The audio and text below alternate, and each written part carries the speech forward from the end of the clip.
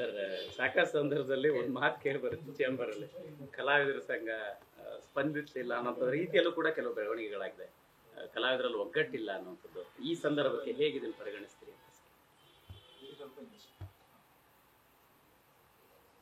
ನಮ್ಮ ಕರ್ನಾಟಕ ಚಲನಚಿತ್ರ ವಾಣಿಜ್ಯ ಮಂಡಳಿಯ ಮಾಜಿ ಅಧ್ಯಕ್ಷರು ಬಾಮ ಹರೀಶ್ ಅವರು ಇವತ್ತು ಈ ಮನವಿನ ಕರ್ನಾಟಕ ಚಲನಚಿತ್ರ ಕಲಾವಿದರ ಸಂಘಕ್ಕೆ ಈ ಥರ ಒಂದು ಮನವಿ ಕೊಟ್ಟಿದ್ದಾರೆ.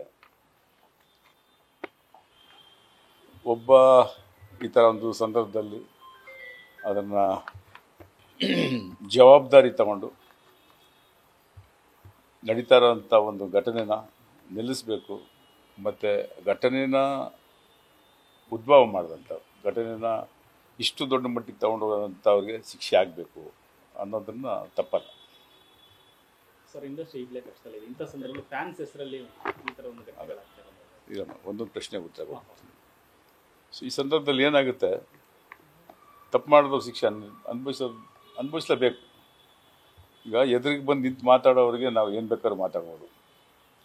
ಎಲ್ಲೋ ಮರೆಯಲ್ಲಿ ನಿಂತ್ಕೊಂಡು ಈ ಥರ ಮಾತಾಡೋರು ಮತ್ತು ಸೋಷಿಯಲ್ ಮೀಡಿಯಾನ ಆ ಮೀಡಿಯಮ್ನ ಒಳ್ಳೆ ರೀತಿಗೆ ಉಪಯೋಗಿಸ್ಕೋಬೇಕು ಅಲ್ವಾ?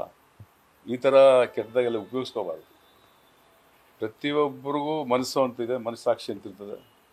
ಆ ಮನಸ್ಸಾಕ್ಷಿಗೆ ನಾವು ಗೌರವ ಕೊಡಬೇಕು. ನಿಮ್ಮ ಮನೆಯಲ್ಲಿರೋ ಹೆಣ್ಮಕ್ಳಿಗೆ ಈ ಥರ ಬೈದ್ರೆ ಸುಮ್ಮನೆ ಇರ್ತೀರಾ? ಯಾರೂ ಸುಮ್ಮನೆ ಇರೋದಿಲ್ಲ ಅಲ್ವಾ? ನಿಜವಾದ ಫ್ಯಾನ್ಸೋ ಇಲ್ಲಾಂದರೆ ಆ ನಾಯಕ ನಟರನ್ನ ಬಳಸ್ಕೊಂಡು ಈ ಥರ ಮಾಡ್ತಾ ಇದ್ದಾರೋ ಅನ್ನೋದು ಪತ್ತೆ ಆಗಬೇಕು.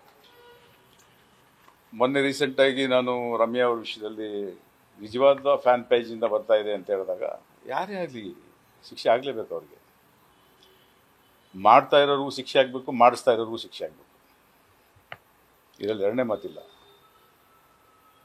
ಈ ಸಂದರ್ಭದಲ್ಲಿ ಮಾಡ್ತಾ ಇರೋರಿಗೆ ನಾನೊಂದು ಮನದಟ್ಟು ಮಾಡೋಕ್ಕೆ ಇಷ್ಟಪಡ್ತೀನಿ.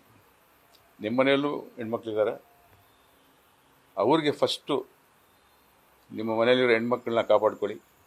ನಿಮ್ಮ ಮನೆಯಲ್ಲಿರೋ ಹೆಣ್ಮಕ್ಳನ್ನ ತೃಪ್ತಿಪಡಿಸಿ ಸಂತೋಷವಾಗಿ ಇಟ್ಕೊಳ್ಳಿ. ಅವ್ರನ್ನ ನೀವು ಬೇರೆ ಹೆಣ್ಮಕ್ಳನ್ನ ಬೈಯೋದು ಇಲ್ಲ ತೃಪ್ತಿಪಡಿಸೋದ್ರ ಬದಲು ನಿಮ್ಮ ಮನೆಯವ್ರಿಗೆ ಫಸ್ಟು ಅವ್ರನ್ನ ತೃಪ್ತಿಪಡಿಸಿ.